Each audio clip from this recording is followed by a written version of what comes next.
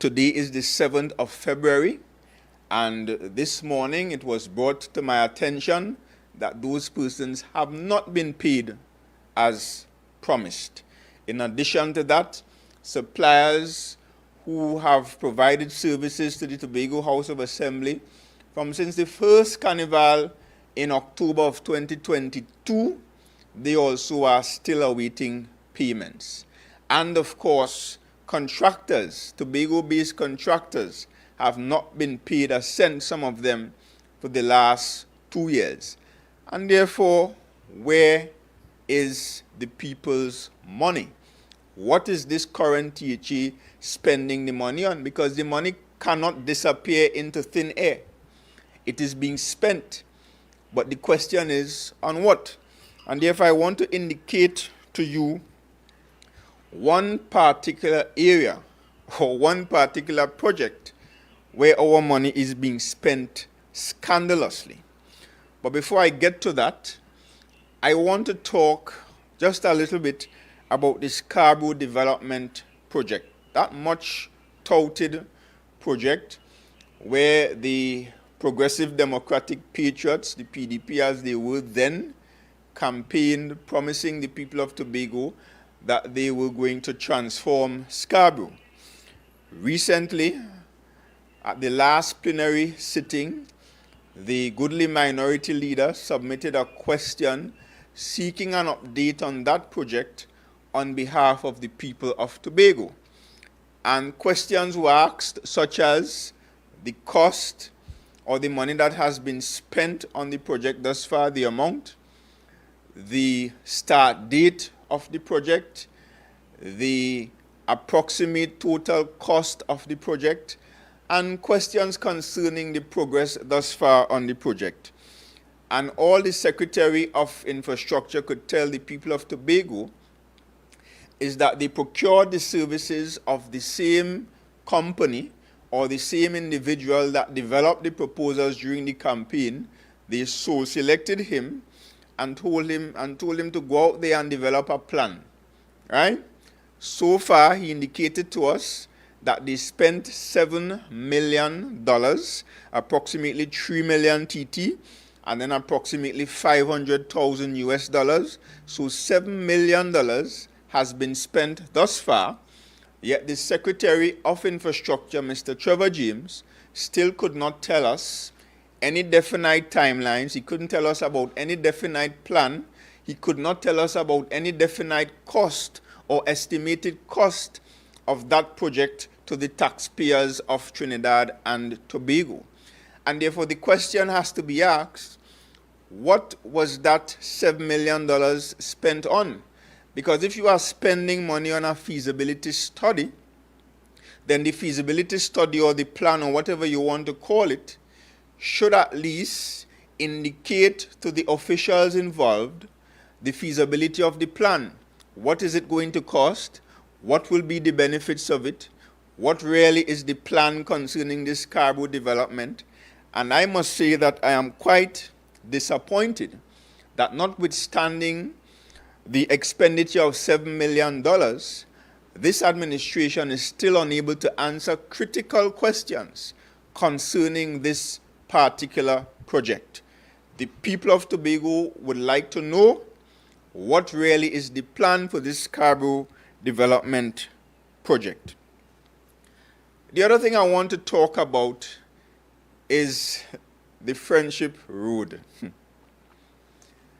A very strange project, because a few months ago, I told you, the people of Tobago, about a plan and an agenda of this administration to sell out Tobago. And I guess many persons didn't quite grasp the meaning of sell out at that particular point in time. But of course, I said to you that this administration engaged contractors from outside of Tobago to the tune of $300 million to do new road infrastructure projects on the island. I'm sure many of you will recall me revealing that to you. It wasn't the administration that told you about it. They kept it secret.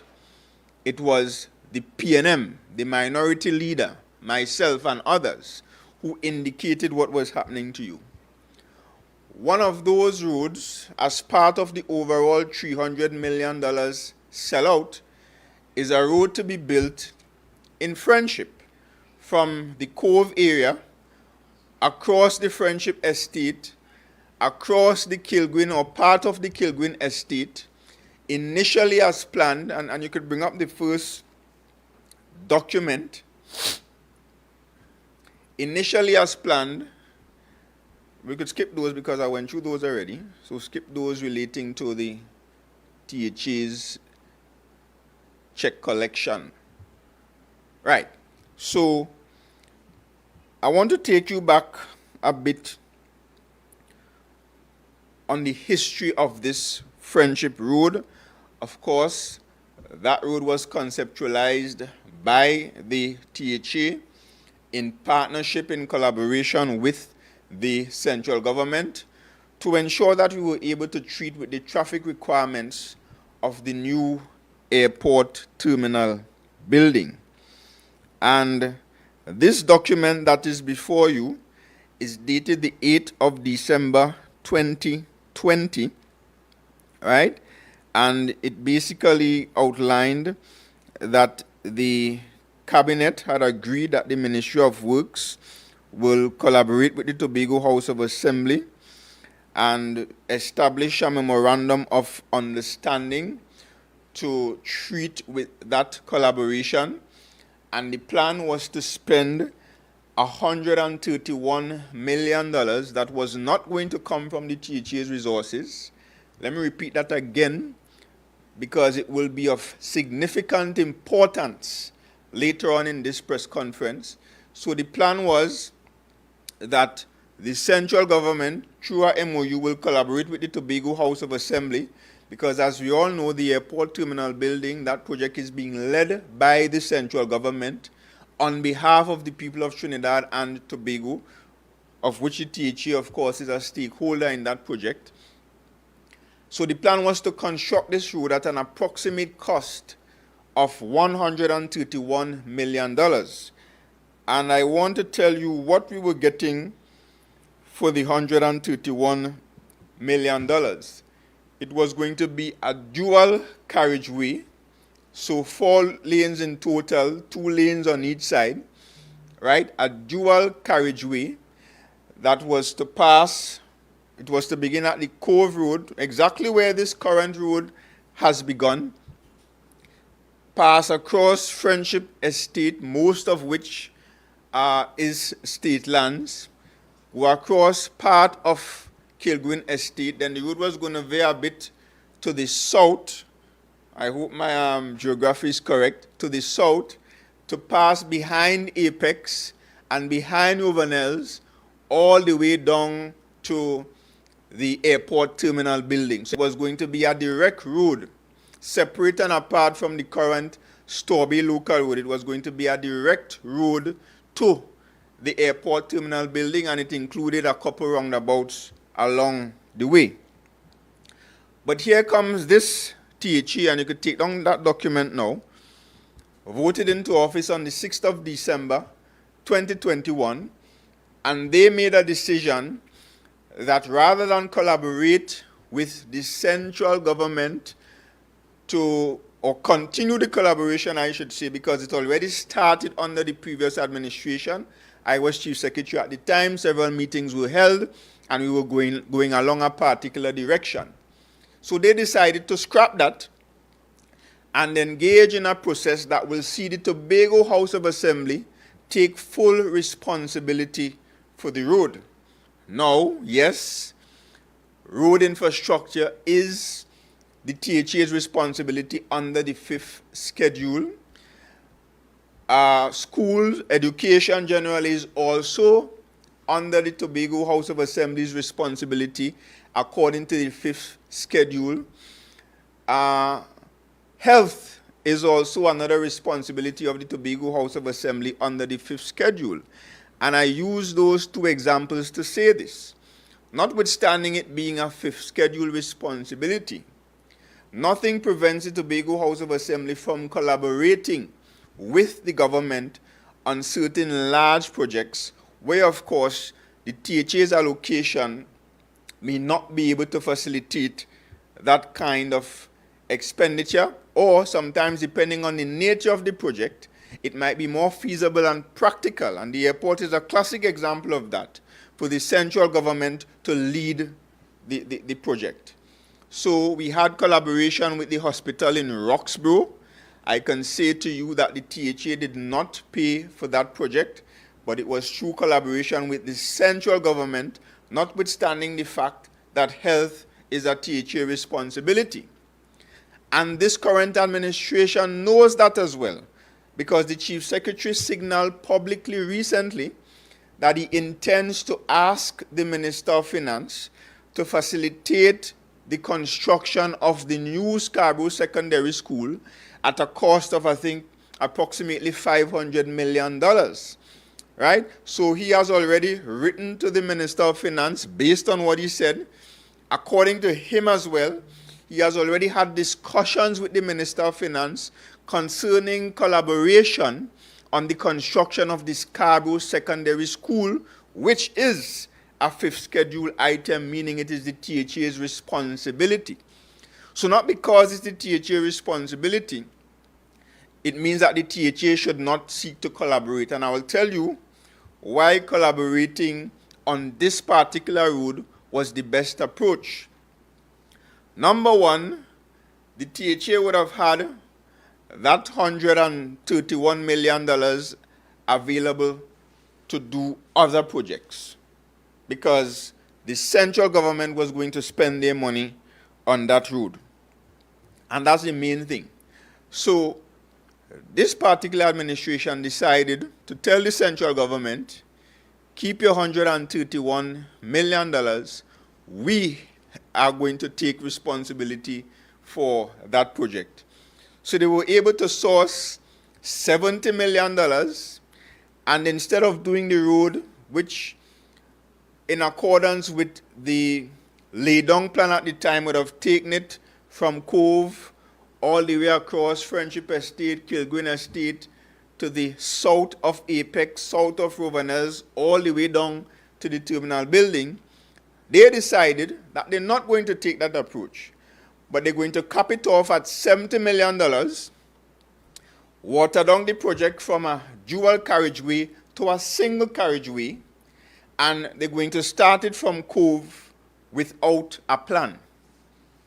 And I can imagine some of you are raising your eyebrows. Yes, that road was started without any formal or official plans.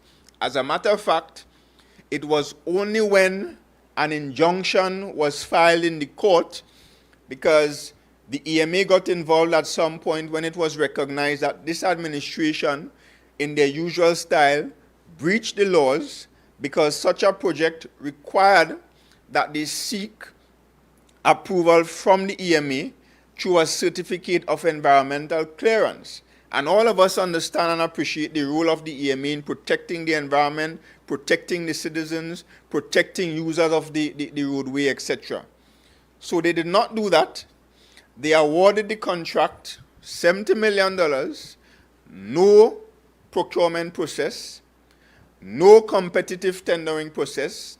As a matter of fact, they lied to you, the people of Tobago, because when we asked the questions, the Chief Secretary and the Secretary of Infrastructure went publicly to say they had a list of 40 contractors that they evaluated, and they pulled from that list of 40.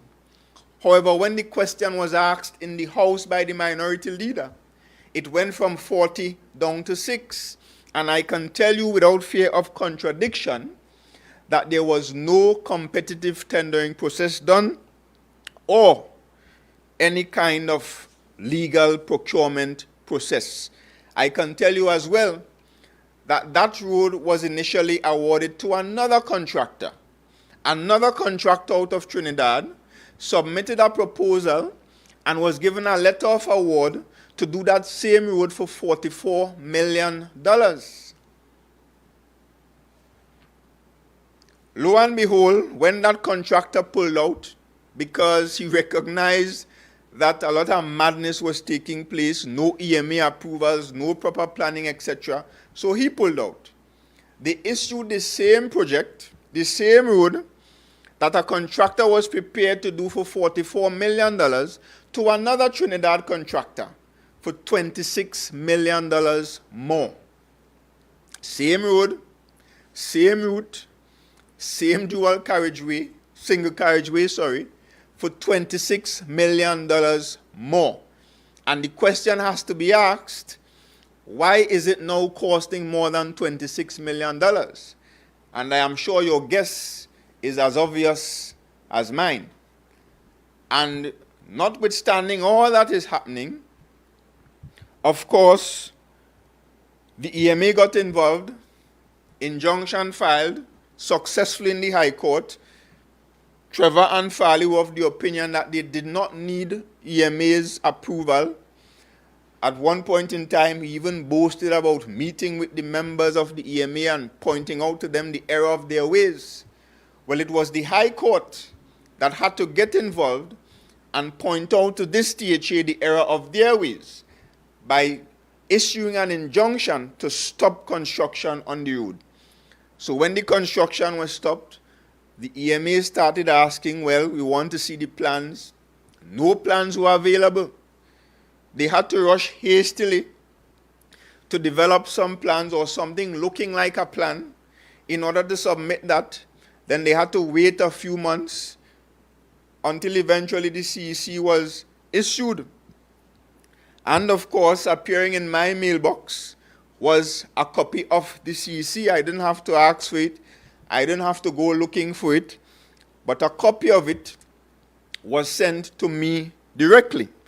And I just want to point out a couple areas within that certificate of environmental clearance. Because, of course, it will be issued, a CEC is always issued, and it expects or it requires that the person engaging in the project will assume certain responsibilities and do certain things that are actually legal requirements in accordance with the CEC. And I want to say to you that notwithstanding the fact that they got the CEC, they have breached, this current administration together with the contractor, they have breached almost every single requirement of that certificate of environmental clearance. And therefore I'm calling on the EMA, because apparently somebody is asleep. Because here you have a state entity that should be governed by the laws of Trinidad and Tobago, and that should observe the Constitution of Trinidad and Tobago, is engaging in flagrant abuse of the laws of Trinidad and Tobago. And further on, I will tell you how they are also breaching the constitutional rights of the residents of Tobago. So bring up the document. I just want to discuss a couple areas of the CEC. So you will see the first page, CEC number 6672-2023. You will see that it is a legit document. This administration has a habit of referring to documents as fake and even referring to videos as fake. I saw the chairman of TADCO imply that a video with chickens being dumped is a video from another country. But this is what we have passing for leadership on the island at this point in time. So it's CEC, I call out the number. It was issued to the Division of Infrastructure, Quarries and Urban Development, Tobago House of Assembly. So it's a legit document. Take me to the next page.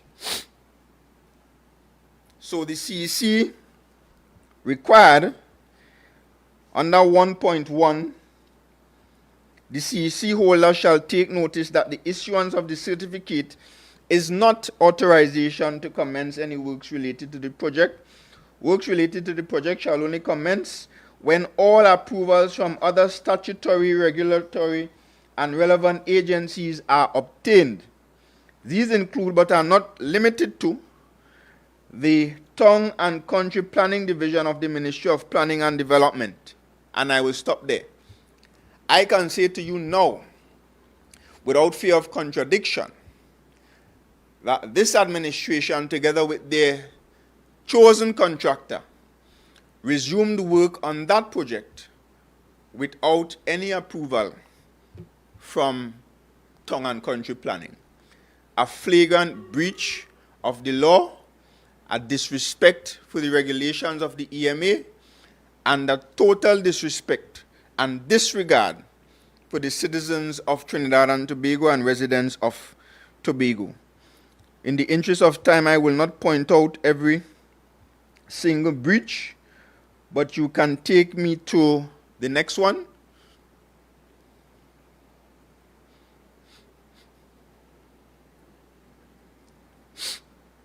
So for this particular one, of course, within the area of the Friendship Estate, there are particular buildings and relics that have been labeled as heritage assets that should be protected. The CEC required the contractor to ensure the safety and preservation of those assets, and I can tell you now that no such actions were taken to preserve those assets as required by the CEC. Again, a disrespect to the people of Tobago. In addition to that, the CEC required that they consult and engage all the necessary stakeholders and bodies that will be affected by this road development. And I can tell you that persons who are being directly impacted by this particular project were not consulted at all. As a matter of fact, some of them only realized the project had resumed when they heard the sound of bulldozers directly outside of their properties. Again, a flagrant disregard for the rule of law. That is what we have taking place in Tobago at this time. So they went ahead, they restarted the project. Now, they have this thing where they like to say it's a design-build project. Now, design-build simply means that when you award the contract to the contractor or the developer has responsibility, or the contractor has responsibility for doing the designs. But this administration is taking design-build to mean you just cut road and design as you go along. And that is what is taking place. So that is why they now end up in a situation where, after several months of pursuing this project, they have reached an obstruction. And I should not even call it an obstruction, because had they planned this project properly, then they would not have been in this situation where the taxpayer is now exposed to legal obligations. Because I can tell you currently, there are 2 individuals affected directly by this development who have either sued or have committed to suing the Tobago House of Assembly for breaching their constitutional rights. That is the situation now. Because normally, and I will use the airport as an example, when you conceptualize a project, you must know exactly where the road is going to pass. You must know exactly where the footprint of the building will be and how much land is required.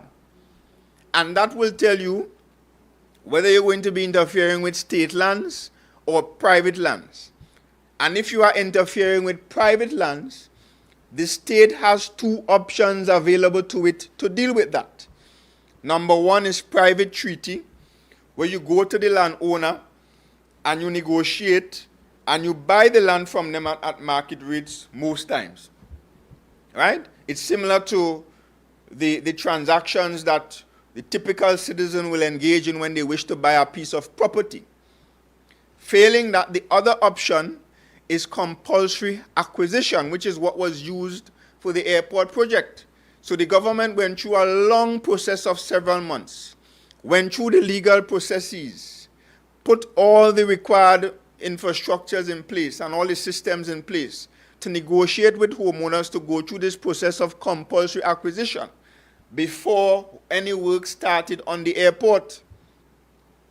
Because any responsible administration or any responsible contractor planning a project will want to ensure that you know exactly what you're getting into as it relates to the land space you're building upon. So they did not do that. They failed to do their homework.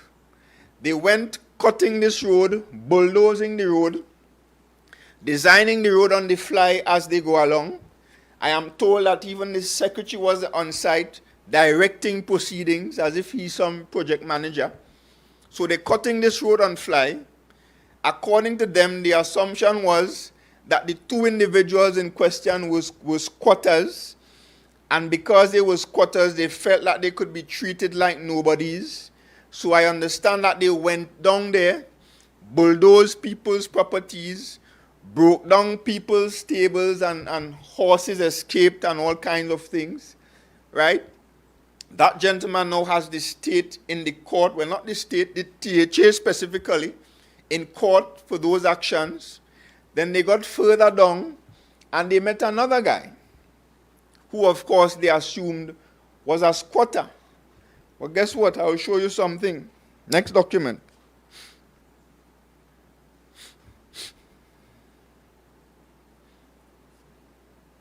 Or video, I should say. So, of course, I removed the audio from this video, so it's just going to be a video. The audio was removed to protect the contents of the conversation that I did not have permission to disclose. But that video will show you this road coming down the road, directly into someone else's property, right? No consultations with this individual before, no approaches to acquire this land before the project started. As a matter of fact, the approaches only started after they got to this point. And I should not even use the word approaches, because my information is that it was pure bullying and inducement to try to get this individual to move. So as you can see, his property that he has been occupying for almost 40 years is now directly in the path of the road. If somebody had done their homework, if somebody had followed proper procedures in the conceptualization of this project, then this would have been discovered before now. And the proper procedures could have been followed, whether compulsory acquisition or whether private treaty. The proper procedures could have been followed to protect the rights of this individual and to protect the public purse from exposure to lawsuits. But instead, $70 million, no plan, no EMA approvals initially. Even when they realized and agreed that, okay, we have to get a CC. When they got the CC, they ignored almost every requirement of the CC. Continued to work, no research. As a matter of fact, they ignored every advice given to them by the public servants. You know, they have a way they like to blame the public servants for everything. They were given proper advice on how to go about this, and they ignored it. When it became water more than flour, politicians went back to their respective divisions and attempted to bully the legal personnel in the division to issue eviction notices to people occupying private lands. Let that sink in. The politicians went back to their respective divisions and attempted to force or bully the legal personnel in the division to issue written notices for people to move from private lands, not state lands, private lands. And this chief secretary, I've already been questioning his honesty, because I think as far as all of Tobago is concerned by now and the entire country, he is a dishonest individual. But now I have to begin to question his intelligence. Play the next video. The THA is not bullying anyone from the Friendship Road to remove themselves without compensation. Absolutely no one. As a matter of fact, I spoke to one resident. I could not find the other because there are two residents there towards the end, and the commitment from the Tobago House of Assembly is that, notwithstanding that the part of the lands might be privately owned, not by them but by someone else, by the folks who own the Kilburn estate where the hotel development is supposed to go, they are the real owners. However, Mr. Walters showed us documents indicating ownership of the land he has been occupying since 1977. He said, besides word of mouth, the THA gave no written assurance of compensation. Chief Secretary Fali Augustine, questioned further by TV6 News, confirmed he did visit Mr. Walters. The THA, I went personally, and I gave the commitment that not only will they be moved, but we will facilitate the move insofar as rebuilding them a home commensurate with what they have now, and building it at our expense, meaning the THA expense, not at their expense. So we're not going to move anybody out and not provide somewhere for them to live. And the commitment is also that we will provide up to 6 months of rent. Play it again. The THA is not bullying anyone from the Friendship Road to remove themselves without compensation. Absolutely no one. As a matter of fact, I spoke to one resident.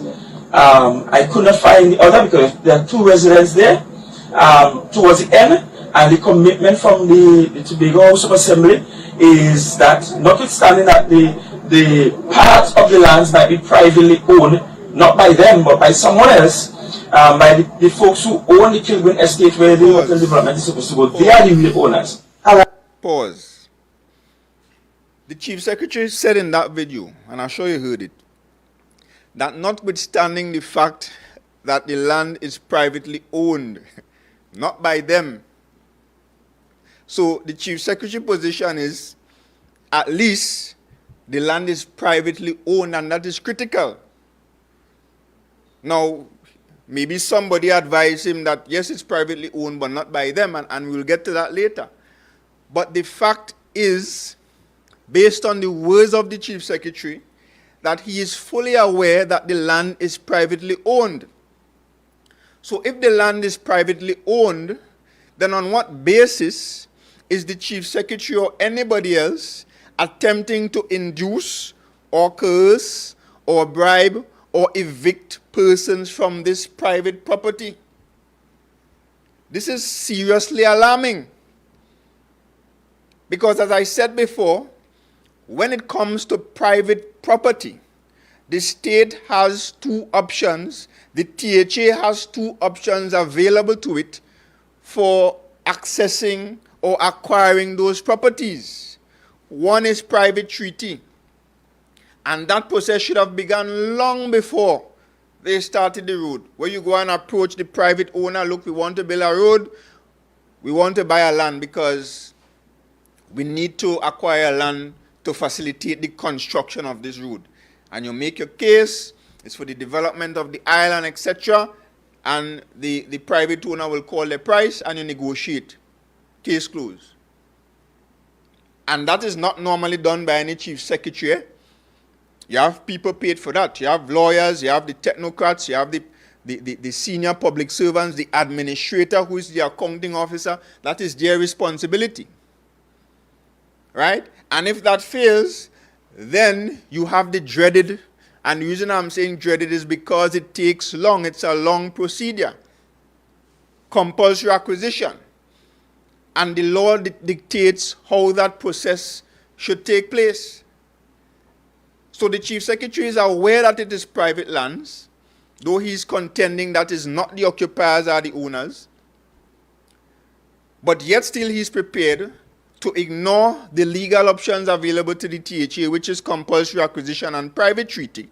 And he's prepared to go directly to these people to give commitments of the taxpayers' money to pay rent and to build homes for people.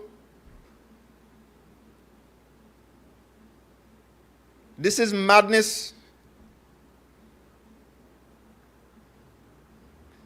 Who is advising our Chief Secretary? Continue the video. However, Mr. Walters showed us documents indicating ownership of the land he has been occupying since 1977. Pause. He said, So, having put his foot in his mouth again, did not do their homework, did not do the research, this gentleman is now producing documentation, and I've seen the documentation, to show that he is legally entitled to occupy the property since 1987. That is the year I was born. And you are telling me that the response of this THA administration, the response of this Chief Secretary to that, is to approach this man, no documentation, no agreement. I understand that the contractor went and offered a hotel stay. We will put you up in Magdalena for 6 months if you move. Then the Deputy Chief Secretary made a phone call. We will rent an apartment anywhere you desire for 6 months if you move tomorrow. So they are prepared to respond to that. A man with a lease or documents in his hand suggesting that he has rights to this property for 100 years, and your response to that is some kind of ad hoc verbal communication that you're going to pay rent and build a house. This is how we operate in government in Tobago.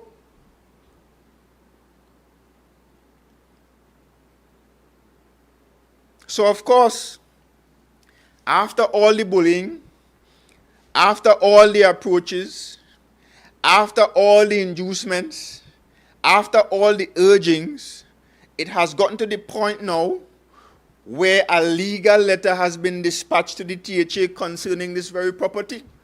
And I will not go into details because, of course, it is likely to become a court matter. I'm not sure what direction it will take.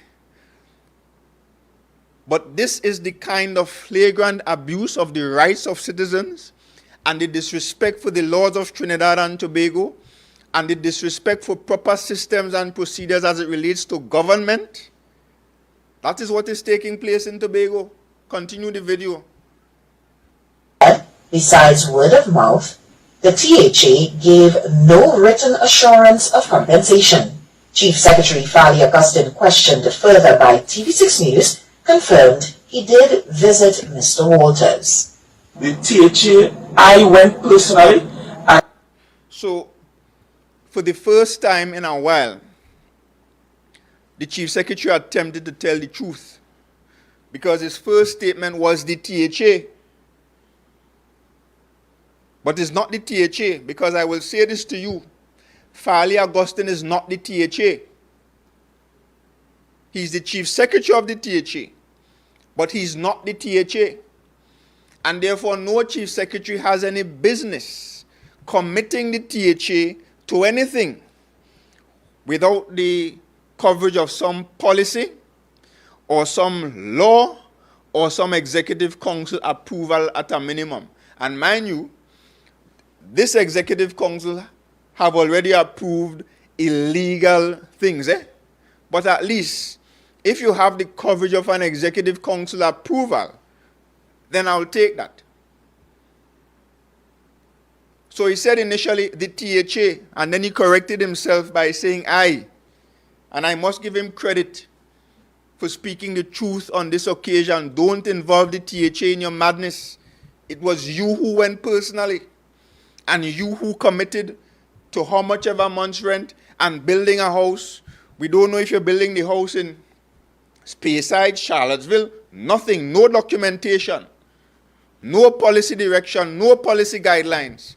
Just you as chief secretary being reckless enough in this arrangement to go and offer this man this inducement in this way. To get him to move because you want to build a road and because you failed to do your homework in the first place. Had this been done properly, they would have known who all the landowners were in the area and all the persons who would have been affected. And approaches would have been made way in advance, not by the chief secretary. Because I can tell you, the lands that were acquired to build the airport, the Prime Minister did not get involved. I did not get involved. No minister or secretary got involved, because it is simply not your business as a politician to be so intimately involved in those things. So the question has to be asked, why is the chief secretary so interested in this process to the point that he's showing up personally? And there are other people who want to see him personally and can't see him.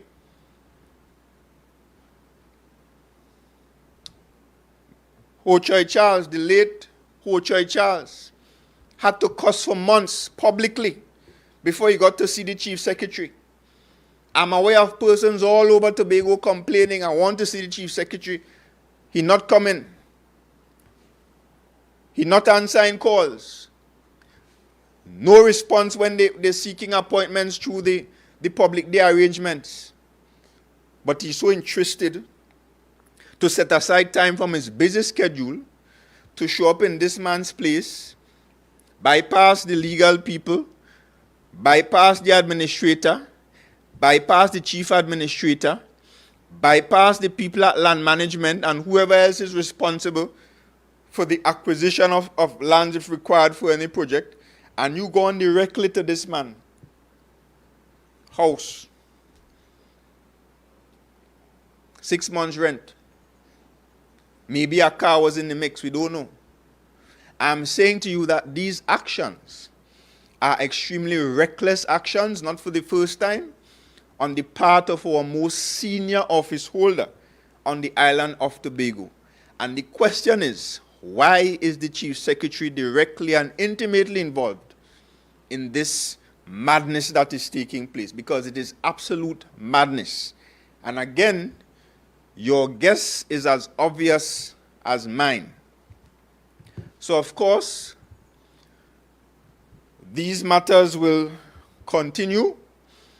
I don't know where we will end up, but the Tobago House of Assembly and Tobago by extension, we have found ourselves in a pickle because, as I said to you before, legal letters have been dispatched.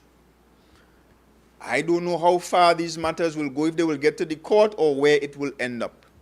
But the THA and the people of Tobago, because of the irresponsible actions of politicians on this island, we have found ourselves in a very precarious position. And this could have been avoided if people simply respect the rule of law, respect the systems and procedures for the government and the functioning of the government on the island and in the country, and go about this thing the proper way. I will take any questions you may have at this point in time.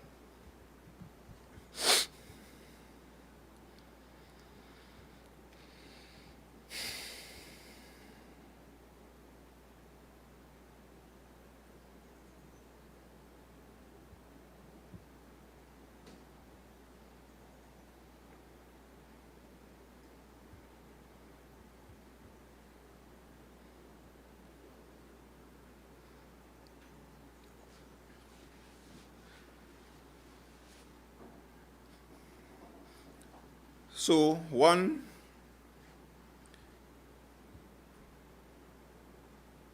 person who is not in the room messaged a question. So what are the options available to the THA at this time? I indicated that earlier. I indicated the options available to the THA in the first place when treating with these matters. The correct procedure was, firstly, to do a proper project plan, to establish a road, the drains, all the engineering requirements, the environmental requirements, and most importantly, the path or the footprint of this road. That is one. Two, based on that, who owns the land? And if the state does not own the land, who owns it? Because if it is not owned by the state, then you can't just go and build a road through it. That is illegal. And they did that before. They did that before with the Dutch Fort Road. Same contractor again. I'm not sure what is the outcome of that, but it was done before. So they go on again. But anyway, let me focus. So they should have established that. And if private lands were in the mix, two options available to acquire. You buy it outright, which is the fastest way and possibly the least expensive way, or, as was done with the airport project and other projects in Tobago before and across the country, you go and you acquire the land for compulsory development, compulsory acquisition. And through that arrangement, there is some level of compensation that will be required. We saw with the airport situation, people were compensated beyond market rates for their land. And in addition to that, the Tobago House of Assembly, through its policy, not through some chief secretary going and saying, we're going to give you a house, we're going to give you land, through a policy, determined that as an additional assistance, we will provide 2 land developments for persons affected by the airport development. That was a policy. So, that is what should have been done. As of now, I don't know what their options are. Who knows, we might get up and hear they bulldoze the man house and continue in the road. That is what they are known for. No respect for the law. No respect for anybody, as a matter of fact. So who knows, that may be the next move.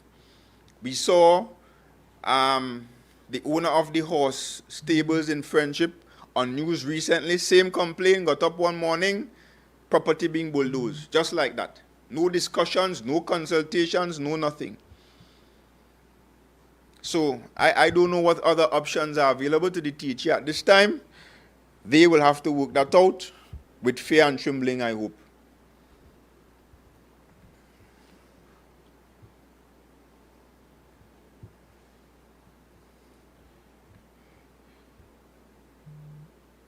Where is the administrator or the chief administrator in all this? I do not know. That is my simple response. I do not know, but yes, those matters are normally dealt with by the competent public servants. It cannot be word of mouth that he's a squatter or she's a squatter. It cannot be at the direction of any politician, bulldoze that one or break down that one house. Those things should be managed carefully and competently by the public servants, and they of course can be advised by other external persons, land surveyors, lawyers, etc.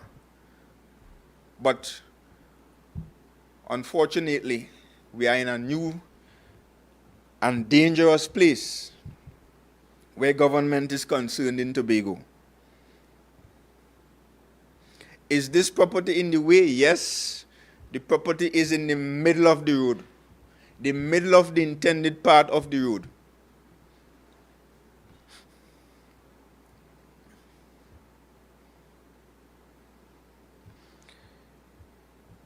Can you say if you know where carnival money gone? Well, I didn't initially come to talk about carnival, but all I will say is that I'm sad. I'm extremely saddened by the level of disrespect meted out to our producers of mass and other stakeholders of Carnival on the island. Not because a policy decision was made, and that policy decision was made during our time, to have another Carnival separate and apart from February. That doesn't give the THA the right to undermine the February Carnival and cut the funding and make changes without consultations with the stakeholders. That is absolutely disrespectful, right? And I just disclosed to you that when they are telling the Carnival stakeholders they do have money, they're spending an additional $26 million unnecessarily on a road in Friendship. The THA was in a position to spend $0 on that road because the central government was prepared to build it. They decide they want to build it. You know why? Because they could get to award the contract to who they want to. So, it is quite unfortunate, and I've been in discussions with some of the Carnival stakeholders, and I hope that the matter is resolved in the best interests of culture and heritage in Tobago.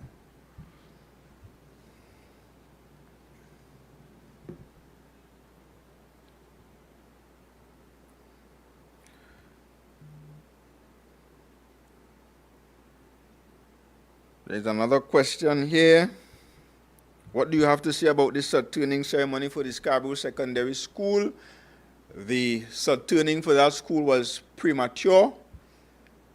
Before you have a sod-turning normally, you have to at least have a concept, a design, a plan, and a contractor. Normally at any sod-turning, you will see all that information there. The design, right? Who the contractor is, who's the project manager, who's the client, etc. And work normally begins immediately. This sod-turning is really the signal of work starting. It is the celebration of the start of the project. But during the speech for the sod-turning, the Chief Secretary is telling us that he's not even sure where the money coming from to build the school. It was premature. All right, so if no further questions, let me thank all of you for tuning in and for listening to this press conference. For those of you participating in Carnival, whether in Trinidad or right here in Tobago, please have a safe Carnival. I myself had some Carnival plans, but I had to abort those plans for reasons which I will not disclose. Thank you very much. Have a good afternoon.